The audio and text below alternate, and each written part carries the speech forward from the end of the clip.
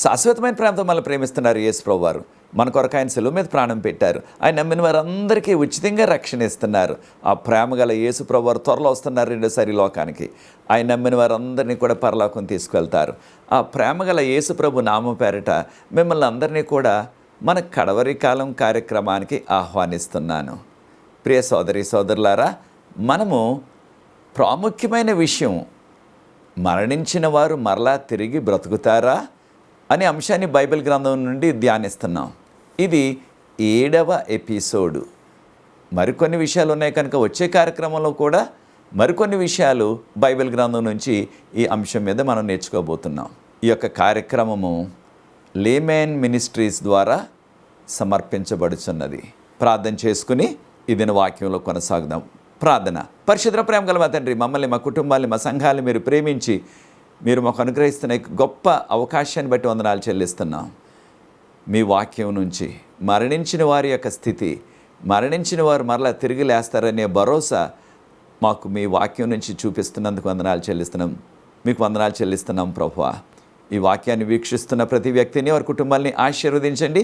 ఈ పరిచర్య ముందుకు కొనసాగడానికి ఎవరైతే సహకరిస్తున్నారో వారందరినీ కూడా ప్రత్యేకంగా దీవించవలసిందని, ఈ లోతైన మర్మాలు తెలుసుకోవటానికి పరలోకపు జ్ఞానాన్ని మాకు ప్రసాదించండి.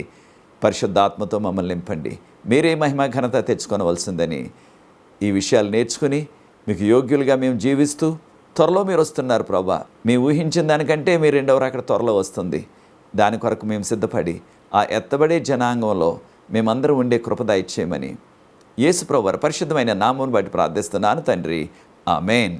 ప్రియ సోదరి సోదరులారా, ఈ యొక్క 7వ ఎపిసోడు, మరణించిన వారు మరలా తిరిగి లేస్తారా? ఖచ్చితంగా తిరిగి లేస్తారని బైబిల్ గ్రంథం మనకి బోధిస్తుంది. అయితే ప్రియ సోదరి సోదరులారా, దేవుని యొక్క మహాకృప చూడండి. యేసు ప్రభువారు ఆయన సొంత మాటల్లోనే చెప్పారు మగ్దలేని మరియకు. ఆ విషయాన్ని మనం నేర్చుకున్నాం. యోహాను సువార్త 20వ అధ్యాయం 16-17 వచనాల్లో యేసు ప్రభువారు అన్నారు, మరియా, నన్ను ముట్టుకోవద్దు, నేను ఇంకా తండ్రి యొద్దకు ఎక్కిపోలేదు. నా దేవుడు మీ దేవుడు, నా తండ్రి మీ తండ్రి, ఆయన యొద్దకు నేను ఇంకా వెళ్ళలేదు. ఎక్కడుంటారు తండ్రి అయిన దేవుడు? పరలోకంలో ఉంటారు. నేను ఇంకా పరలోకం వెళ్ళలేదన్నారు యేసు ప్రభువారు. ఎప్పుడు? ఆయన చనిపోయినది శుక్రవారం సాయంత్రం, వారంలో 6వ దినం సాయంత్రం, ప్రొద్దు కుంకక ముందు. ఆయన లేచింది వారంలో మొదటి రోజు ఉదయాన్నే లేచిపోయారు. అనగా యూదుల యొక్క లెక్కల ప్రకారంగా 3 దినాలు. మన లెక్కల ప్రకారంగా అయితే 3 దినాలు రావు. కారణం ఏంటంటే 72 గంటలు అవ్వవు కనుక. అయితే మన లెక్కల ప్రకారంగా చూడకూడదు. యూదుల ఆచారం, యూదుల లెక్కల ప్రకారంగా మనం అర్థం చేసుకోవాలి.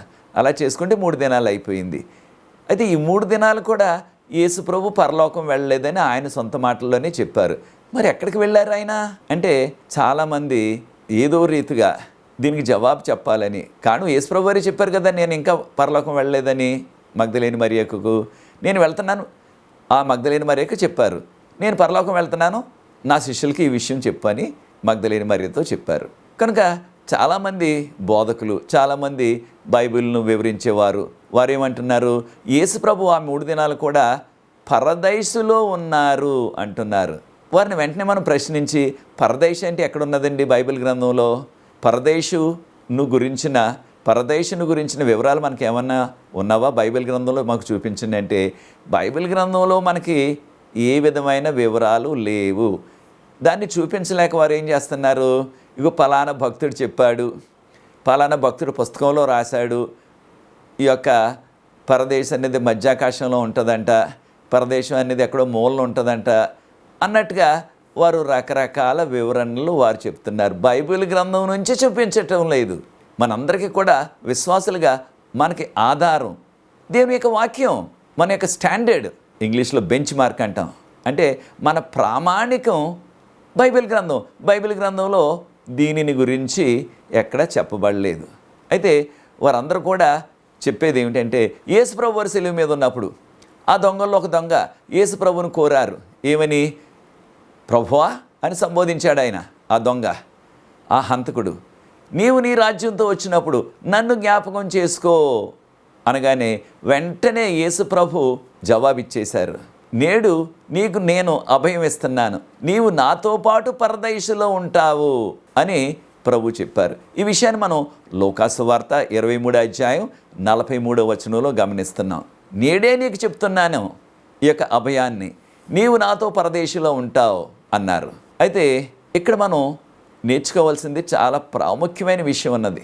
అదేమిటంటే ఆ ఇద్దరు దొంగలు కూడా యేసు ప్రభు మరణించిన దినాన వారిద్దరూ మరణించారా అంటే ఖచ్చితంగా మనకున్న బైబిల్ ఆధారం, బైబిల్లో ఉన్న వివరాలు, వారు యేసు ప్రభు మరణించిన దినం అనగా వారంలో 6వ దినం. మన భాషలో శుక్రవారం అంటున్నాం, ఇంగ్లీష్లో శుక్రవారం అంటున్నాం, ఇంగ్లీష్లో ఫ్రైడే అంటున్నాం. వారిద్దరు కూడా ఆ దినాన్ని చనిపోలేదు.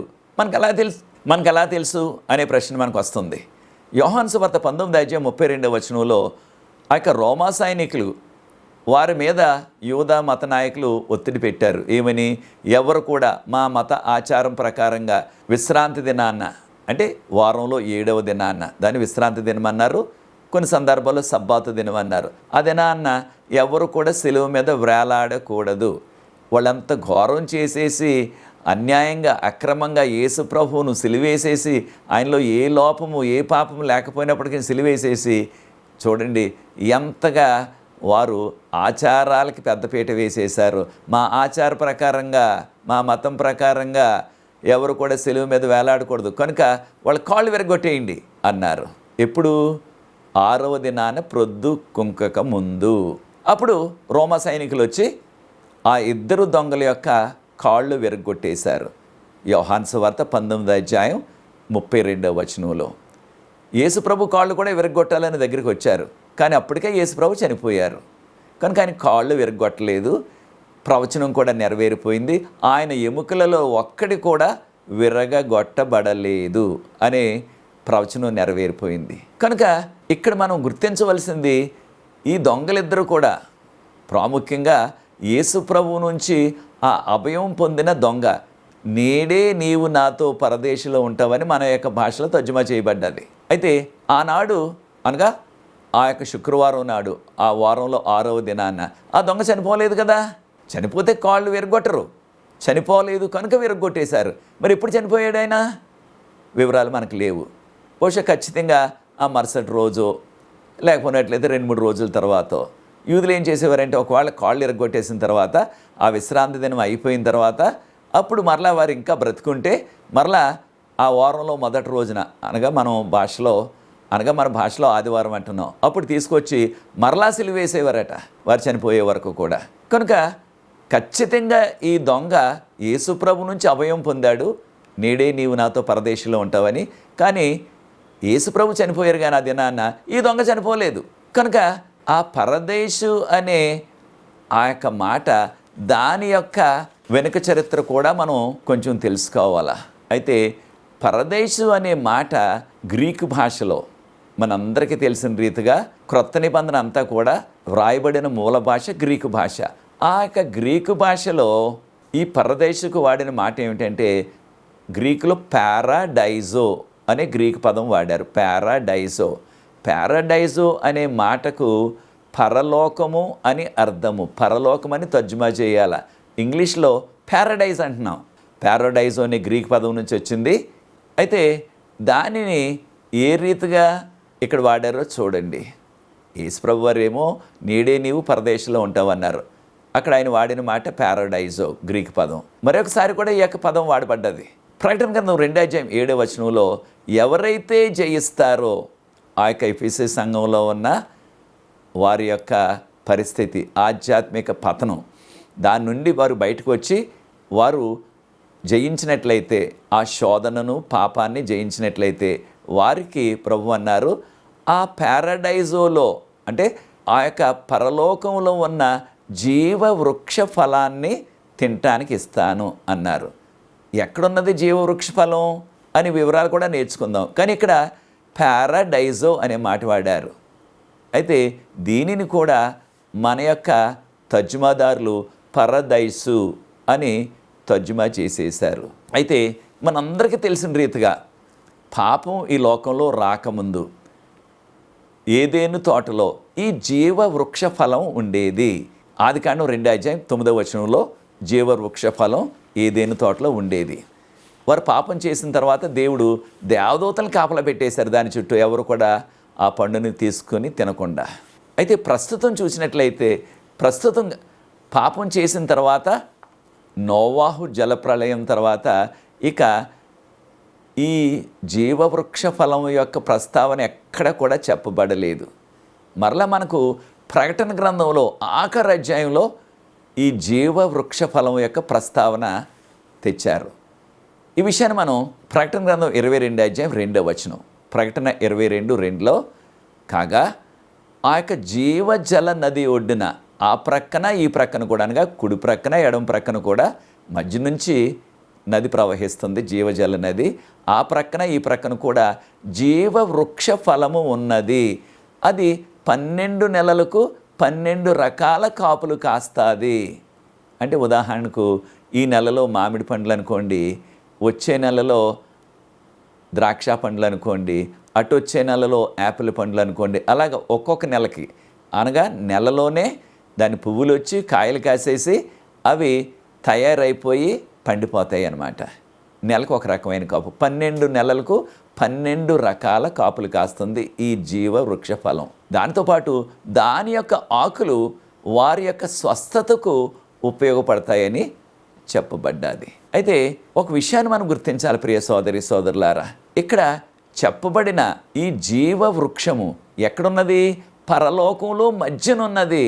ప్రకటన గ్రంథం 2:7 ఆ పరదైసులో ఉన్న జీవవృక్ష ఫలాన్ని తిననిస్తాను అన్నారు. అనగా జీవవృక్షం ఎక్కడున్నది? పరలోకంలో మధ్యనున్నది. పరలోకంలో మధ్యన ప్రవహిస్తుంది జీవజల నది. దాని ఒడ్డునే ఉన్నది జీవవృక్షం. అది 12 నెలలకు ఒక్కొక్క నెలకు ఒక్కొక్క రకమైన కాపు కాస్తుంది. కనుక ఇక్కడ చెప్పబడిన పరదైసు కాదు. దానిని చక్కగా తర్జుమా చేస్తే దాన్ని పరలోకము అని తర్జుమా చేయాలి.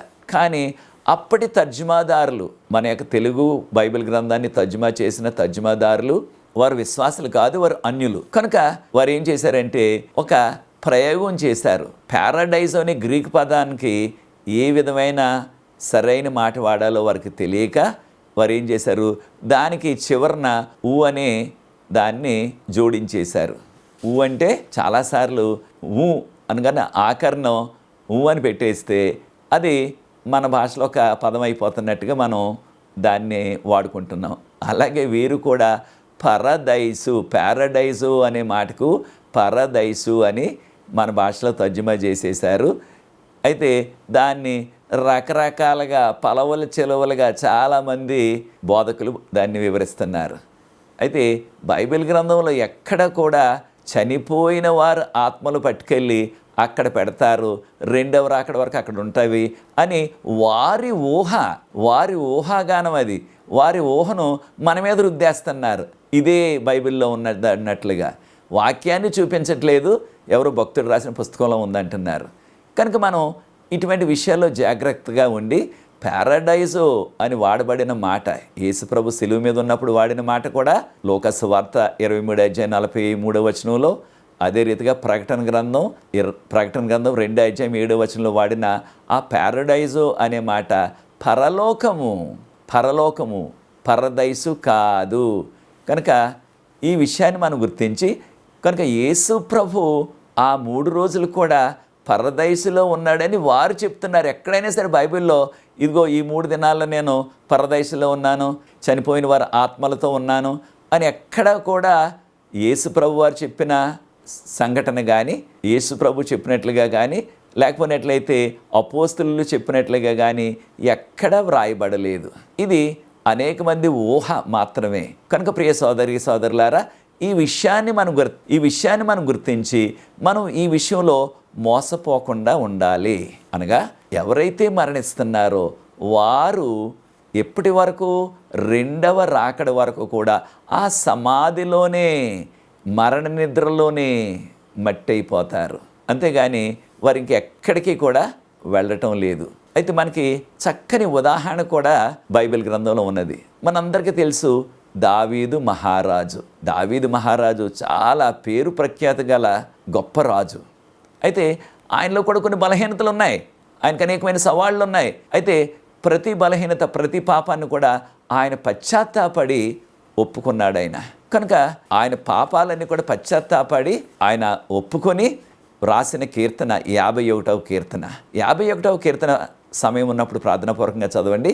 51వ కీర్తన 10వ వచనంలో చూసినట్లయితే, నాకు శుద్ధమైన హృదయాన్ని దయచేయి ప్రభువా అని ప్రార్థించాడు ఆయన.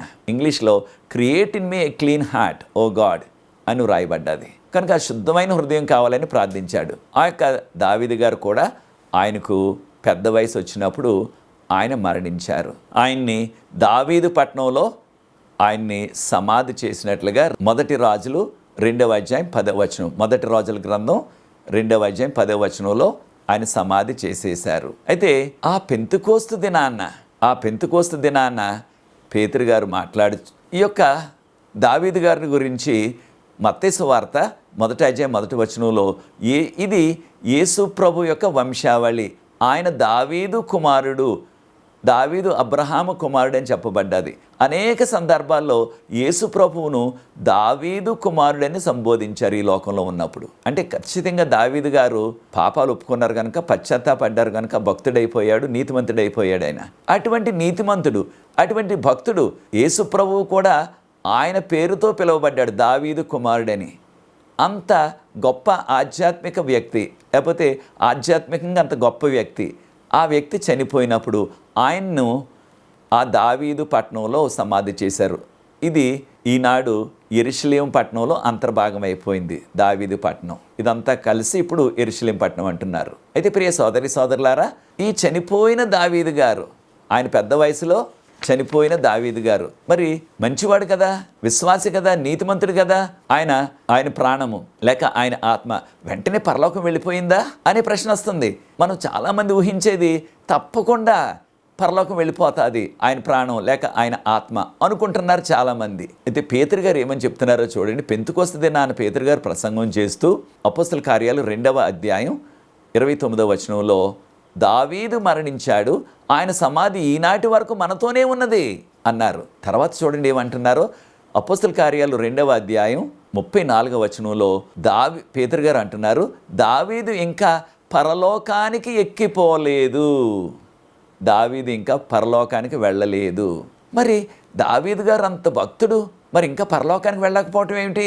దావీదు గారు మనకున్న చరిత్ర ప్రకారంగా మరణించినది క్రీస్తు పూర్వం 970వ సంవత్సరంలో, 970 సంవత్సరంలో ఆయన మరణించారు. అనగా పేతురు కాలానికి, పేతురు గారు ఈ మాటలు చెప్పిన ఆ సంవత్సరం క్రీస్తు శకం 31వ సంవత్సరం. యేసుప్రభు చనిపోయి మరలా తిరిగి లేచి పరలోకం వెళ్ళిపోయిన తర్వాత అప్పుడు పెంతెకోస్తు పండగ. ఆ దినాన్నే కదా ఈ వివరాలన్నీ కూడా ఆయన చెప్పారు. అనగా దావీదు కాలం నుంచి పేతురు గారి కాలానికి ఉన్న గ్యాప్ ఏమిటంటే 1000 సంవత్సరాలు. 1000 సంవత్సరాలు తేడా ఉంది. దావీదు గారి కాలానికి, దావీదు గారు మరణించింది క్రీస్తు పూర్వం 970లో. పేతురు గారు ఈ విషయాలు చెప్తున్నది, దావీదు ఇంకా పరలోకం వెళ్ళలేదని చెప్పింది క్రీస్తు శకం 31వ సంవత్సరంలో. అనగా ఈ 1000 సంవత్సరాల కాలంలో కూడా ఆ భక్తుడైన దావీదు యొక్క ప్రాణము లేక ఆత్మ లేకపోతే జీవము అంటున్నాం మనం, అది ఇంకా పరలోకం వెళ్ళలేదా? మరి ఎక్కడుంది? అది ఎక్కడుంది వెళ్ళకుండా? మనం అనుకోవటం ఏంటంటే, మనలో అనేక మంది విశ్వాసులుగా మనం అనుకోవటం ఏంటంటే, చనిపోయిన వెంటనే వెళ్ళిపోతారు ఆ పరలోకానికి. ఆ చనిపోయిన వ్యక్తి యొక్క ఆత్మ లేదా జీవము లేకపోతే ప్రాణము, రకరకాల మాటలు వాడుతున్నారు, వెళ్ళిపోతుంది వెంటనే అనుకున్నట్లుగా ఊహిస్తున్నాం మనం. అయితే బైబిల్ గ్రంథంలో అది చెప్పబడటం లేదు. దావీదు గారు చనిపోయిన 1000 సంవత్సరాల తర్వాత కూడా ఇంకా ఆయన పరలోకం వెళ్ళలేదు అంటున్నారు. ఈయన ఇంకా పరలోకం వెళ్ళలేదని పేతురు గారు ఎంతో వివరంగా చెప్పారు. కనుక ఒక విషయాన్ని మనం గుర్తించాలా. అదేమిటంటే ప్రియ సోదరి సోదరులారా, మరణించినప్పుడు వారు విశ్వాసులైనా సరే వెంటనే వారి ప్రాణము, వారి జీవము, వారి ఆత్మ, ఏ మాటైనా వాడండి, వారు చనిపోయిన వెంటనే ఆ వ్యక్తి యొక్క జీవము లేక ప్రాణము లేక ఆత్మ వెంటనే పరలోకం వెళ్ళడం లేదు. ఏబేలు హత్య చేయబడినప్పుడు తన యొక్క సొంత అన్న ద్వారా యేసుప్రభువారు ఏమని ప్రశ్నించారు? కయోను, నీ తమ్ముని యొక్క రక్తం ఎక్కడి నుంచి మొరపెడుతుంది? నాకు భూమి మీద నుండి మొరపెడుతుంది, భూమి మీద నుండి మనకు మొరపెడుతుంది. మరి ఏబేలు నీతిమంతుడా అంటే ఖచ్చితంగా నీతిమంతుడు విశ్వాసే ఆయన. కారణం హెబ్రీయులకు రాసిన పత్రిక 11వ అధ్యాయంలో ఉన్న విశ్వాసుల జాబితాలో మొదటి పేరు ఏబేలుది ఉన్నది. అయితే ఏబేలు విశ్వాసి, నీతిమంతుడు. కానీ ప్రభువారు ఏమంటున్నారు? ఆదికాండం 4వ అధ్యాయం 10వ వచనంలో, నీ తమ్ముని యొక్క రక్తం భూమి మీద నుంచి నాకు మొరపెడుతుంది. పరలోకం వెళ్ళలేదు, ఆయన జీవము, ఆయన ప్రాణము లేక ఆయన ఆత్మ పరలోకం వెళ్ళలేదు, భూమి మీద నుంచే మొరపెడుతుంది. ఏం మొరపెడుతుంది? ఆయన రక్తం. కనుక ప్రియ సోదరి సోదరులారా, చనిపోయిన వారు ఎంత భక్తులైనా సరే, అది ఏబేలైనా దావీదైనా దానియేలైనా, వారి ప్రాణము, వారి జీవము లేక వారి ఆత్మ వెంటనే పరలోకం వెళ్ళదు. కాను దేవుడు యేసుప్రభు వారే చనిపోయిన తర్వాత పరలోకం వెళ్ళలేదు, ఆయన లేచాక వెళ్ళారు. ఈ యొక్క ఆధ్యాత్మిక సత్యాన్ని మనం నేర్చుకోవాలా దేవుని బిడ్డలుగా. లేకపోయినట్లయితే మనం మోసపోయే ప్రమాదం ఉన్నది.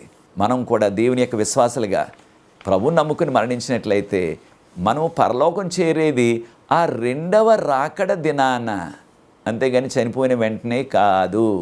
యోహాను సువార్త 5వ అధ్యాయం 28, 29 వచనాలు గమనించినట్లయితే యేసుప్రభు వారి మాటలు ఇవి. యేసుప్రభు వారు అన్నారు, దీనికి మీరు ఆశ్చర్యపడవద్దు, ఒక దినం వస్తుంది, ఆ దినాన సమాధులలో ఉన్నవారు నా స్వరం విని వారు బయటికి వస్తారు. ఎక్కడ వింటారు వారు దేవుని స్వరాన్ని, యేసుప్రభు స్వరాన్ని? సమాధులలో నుండి. అనగా చనిపోయినప్పుడు వారిని సమాధి చేసేస్తాం మనం, వారు సమాధిలోనే ఉంటున్నారు. వెంటనే వారి ప్రాణము, వారి జీవము లేక వారి ఆత్మ పరలోకం వెళ్ళటం లేదు. ఒకవేళ వెళ్ళినట్లయితే దేవుని స్వరం ఎక్కడ వినాలా? ఆ వ్యక్తి యొక్క జీవము లేక ఆ వ్యక్తి యొక్క ప్రాణము లేక ఆ వ్యక్తి యొక్క ఆత్మ పరలోకంలోనే వినాలా. కానీ ఇక్కడ ప్రభువారు అంటున్నారు, వారు సమాధుల్లో నుంచి వింటారు. అప్పుడు విని వారు బయటకు వస్తారు సమాధుల్లో నుంచి. మంచి చేసిన వారు జీవ పునరుద్ధానానికి, చెడ్డ చేసిన వారు శిక్ష పొందటానికి వారు సమాధుల్లో నుంచి బయటకు వస్తారు. అనగా చనిపోయిన తర్వాత మనం సమాధి చేసిన వ్యక్తి ఆ మరణ నిద్రలోనే, సమాధిలోనే మట్టి అయిపోతారు. ఎంతకాలమైనా సరే మరలా ఎప్పుడు లేస్తారు? రెండవ రాకడ దినాన. మనలో చాలామంది అనుకునేది, మరి అలాగైనట్లయితే ప్రసంగి గ్రంథం 12వ అధ్యాయం 7వ వచనంలో ఈ విధంగా ఉన్నది కదండి, దేవుడిచ్చిన ఆత్మ ఆయన దగ్గరికి వెళ్ళిపోతుంది, ఈ యొక్క శరీరం మట్టిలో మట్టి అయిపోతుంది అన్నట్టుగా ఈ యొక్క వాక్యాన్ని వారు చూపిస్తున్నారు. ప్రసంగి 12వ అధ్యాయం 7వ వచనంలో. అయితే ఈ మాట ఉన్నది వాస్తవమే, కానీ ఇక్కడ వాడిన మాట దేవుడిచ్చిన ఆత్మ ఆయన దగ్గరకు మరలా తిరిగి వెళ్ళిపోతుందని మన భాషలో తర్జుమా చేశారు. కారణం పాత నిబంధన అంతా కూడా హిబ్రూ భాషలో రాశారు. ఇక్కడ వాడబడిన ప్రసంగి 12వ అధ్యాయం 7వ వచనంలో వాడబడిన ఆ హిబ్రూ పదం ఏంటంటే రువా అన్నారు. రువాక్. రువాక్ అంటే వాయువు, ఆత్మ కాదు. ఆత్మ అనే మాట ఈ యొక్క ప్రసంగి 12వ అధ్యాయంలో ఎక్కడ వాడబడలేదు. అక్క హిబ్రూ పదం ఆత్మ అనే మాటకు, ఇంగ్లీష్లో ఆత్మను సోల్ అంటున్నాం, నిఫేష్ అనే మాట హిబ్రూ పదం. ఆ నిఫేష్ అనే మాట వాడలేదు. ఇక్కడ వాడిన మాట ప్రసంగి 12:7లో రువాక్ అన్నారంటే వాయువు, జీవ వాయువు, అంతేగాని ఆత్మ కాదు. కానీ తెలుగు తర్జుమాదారులు ఏం చేశారు? ఆయన ఇచ్చిన ఆత్మ ఆయన దగ్గరికి వెళ్ళిపోతుంది అన్నారు. అది సరికాదు. కారణం ఏంటి? ఈ యొక్క వాక్యాన్ని మనం సందర్భ సహితంగా అర్థం చేసుకోవాలా. జ్ఞాని అయిన సొలొమోను రాజు గారు అంటున్నారు ప్రసంగి 3వ అధ్యాయం 21వ వచనంలో, మృగాల యొక్క ప్రాణము భూమి లోనకు వెళ్ళిపోతుందో, మనుషుల యొక్క ప్రాణం పైకి వెళ్ళిపోతుందో ఎవరికి తెలుసు అంటే ఎవరికి కూడా తెలియదు. అయితే ప్రియ సోదరి సోదరులారా, మనందరికీ తెలుసు ఈ విద్యుత్ శక్తి, ఇంగ్లీష్లో ఎలక్ట్రిసిటీ అంటున్నాం. ఎప్పుడైతే ఆ యొక్క కరెంట్ ఆఫీసులో వారు స్విచ్ ఆపేశారనుకోండి, వెంటనే ఇక మన ఇంట్లో ఉన్న ఆ టేబుల్ ఫ్యాన్ అయినా ఏదైనా చెప్పండి మీరు, అవన్నీ కూడా వెంటనే ఆగిపోతాయి. కారణం వాటిలోనికి ఆ యొక్క విద్యుత్ శక్తి రావటం లేదు. అయితే ప్రియ సోదరి సోదరులారా, దేవుడు సమస్తాన్ని కూడా ఆయన 6 దినాల్లో సృష్టించారు ఆదికాండం 1వ అధ్యాయంలో. అయితే జీవరాశులన్నింటికి కూడా ప్రాణం ఎవరి నుంచి వచ్చిందంటే యోహాను సువార్త 5వ అధ్యాయం 26వ వచనంలో ప్రాణము తండ్రి వద్ద నుంచి కుమారుని వద్ద నుంచి, తండ్రిలో కుమారునిలో కూడా జీవం ఉన్నది. ఆ జీవం మనలోనికి ప్రవహిస్తుంది. అనగా ఆ యొక్క ఎలక్ట్రిసిటీ ఆఫీసు నుంచి మనకి కరెంట్ వస్తున్నట్లుగా, మనకు విద్యుత్ శక్తి వస్తున్నట్లుగా వస్తుంది. ఆ యొక్క మరణం వచ్చే సమయానికి, అనగా మరణం వచ్చిన సమయాన్న దేవుడు ఆ యొక్క లైఫ్ సప్లై అంటున్నాం, ఆ యొక్క జీవాన్ని ఆపేస్తున్నారు. అంటే విద్యుత్ శక్తి ఆపేసినట్లుగా ఆపేస్తున్నారు. అప్పుడు ఏమైపోతుంది? ఇక్కడ ఆ వ్యక్తి చనిపోతున్నారు. అయితే మంచివారైనా చెడ్డవారైనా సరే ప్రతి దినం కూడా, ప్రతి క్షణం కూడా జీవము దేవునిలో ఉన్నది కనుక దేవునిలో నుంచి మనలోకి ప్రవహిస్తుంది. దేవుడు ఎంత ప్రేమ గలవాడో చూడండి. వారు మంచివారు లేకపోతే వారు చెడ్డవారని తారతమ్యం చూపించకుండా అందరికీ కూడా ఇస్తున్నారు. మత్తయి సువార్త 5:45 ఈ విధంగా చెప్పబడ్డది. మంచివారికి చెడ్డవారికి కూడా దేవుడు సూర్యకాంతిని ఇస్తున్నారు. అలాగే మంచివారి మీద చెడ్డవారి మీద కూడా, నీతిమంతులు అనీతిమంతులకు కూడా వర్షాన్ని ఇస్తున్నారు. అలాగే ప్రతి వారికి కూడా దేవుడు ఈ జీవాన్ని ఇస్తున్నారు. చివరిగా ధనవంతుడు, పేద లాజరు. ధనవంతుడేమో చనిపోయి నరకంలో ఉన్నాడు, పేద లాజరేమో పరలోకంలో ఉన్నట్లుగా మనకి లూకాసు వార్త 16:19-31 వరకు చెప్పబడిన వాక్యం. ఇది చాలామంది నిజం అనుకుంటున్నారు, వాస్తవం అనుకుంటున్నారు. అది సరికాదు. ఇది ఉపమాన రీతిలో ప్రభువు చెప్పారు. కనుకనే చూడండి, ఆ వ్యక్తి అబ్రహాము రొమ్మున ఉన్నాడు, దేవుని రొమ్మున కాదు. ఆ యొక్క ధనవంతుడు ఎవరితో మాట్లాడుతున్నాడు? అబ్రహాముతో మాట్లాడుతున్నాడు, దేవునితో కాదు. కనుక ఇది ఉపమానం. దేని కొరకు చెప్పారు? ఇక్కడ వాడిన మాట కూడా ఆ వ్యక్తి లాజర్ అన్నారు. ఆ ధనవంతుడు అన్నాడు, నాకు 5 అన్నదమ్ములు ఉన్నారు, వారు నశించిపోకుండా ఉండేలాగా లాజర్ని పంపించి చెప్పండి అనగానే అక్కడ జవాబు ఏమొచ్చింది? చనిపోయిన వాడు ఒకడు లేచి వచ్చినప్పటికీ వారు నమ్మరు.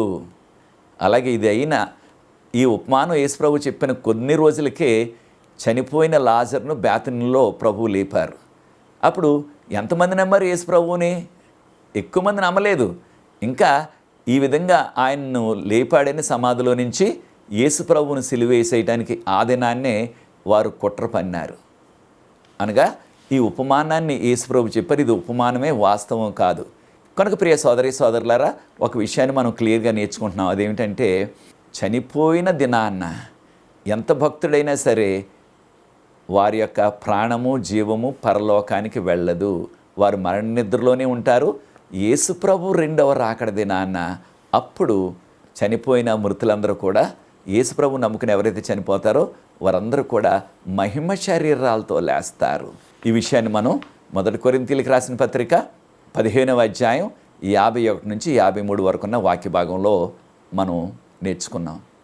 చివరగా దేవదూతలు వచ్చి నలుదిక్కుల నుంచి వచ్చి, తూర్పు, పడమర, ఉత్తర, దక్షిణాల నుంచి దేవదూతలు వచ్చి భక్తులైన వారిని ఎన్ని సంవత్సరాల నుంచి చనిపోయి మట్టి అయిపోయినప్పటికీ వారిని మహిమ శరీరాలతో లేపి వారిని యేసుప్రభు రెండవ రాకడ వచ్చినప్పుడు ఆయన మధ్యాకాశంలోనే ఉంటారు. ఆయన వద్దకు మనలందరినీ కూడా తీసుకువెళ్తారు. ఈ విషయాన్ని మనం మత్తయి సువార్త 24:31 గమనిస్తున్నాం. కనుక ప్రియ సోదరి సోదరులారా, ఈ విషయాలు మనం గుర్తించి మరణించిన వారు తప్పకుండా తిరిగి లేస్తారు, మహిమ శరీరాలతో లేస్తారు. అటువంటి భరోసా, నిరీక్షణ మనం కలిగి జీవిద్దాం. ప్రభు త్వరగా వస్తున్నారు. అది నీ నిర్ణయం అయినట్లయితే నాతో ఏకీభవించండి. ప్రార్థించి ఈ యొక్క 7వ ఎపిసోడ్ ముగిస్తాను. పరిశుద్ధ ప్రేమగల మా తండ్రి, మీకు స్తుతులు, స్తోత్రాలు, వందనాలు చెల్లిస్తున్నాం. మీ వాక్యం నుంచి అనేకమైన లోతైన మర్మాలు మాకు చెప్పారు ప్రభా. స్తోత్రాలు చెల్లిస్తున్నాం. మీకు యోగ్యమైన కుమారులుగా, కుమార్తెలుగా జీవిస్తూ త్వరలో మీరు వచ్చినప్పుడు ఎత్తబడే జనాంగంలో మేమందరం ఉండే కృప దయచేయవలసిందని, ఈ పరిచర్య ముందు కొనసాగడానికి ఎవరైతే సహకరిస్తున్నారో వారందరూ ప్రత్యేకంగా దీవించమని, మీరే మహిమ ఘనత తెచ్చుకోనమని యేసుప్రభు వారి పరిశుద్ధమైన నామమును బట్టి ప్రార్థిస్తున్నాను తండ్రి. ఆమేన్.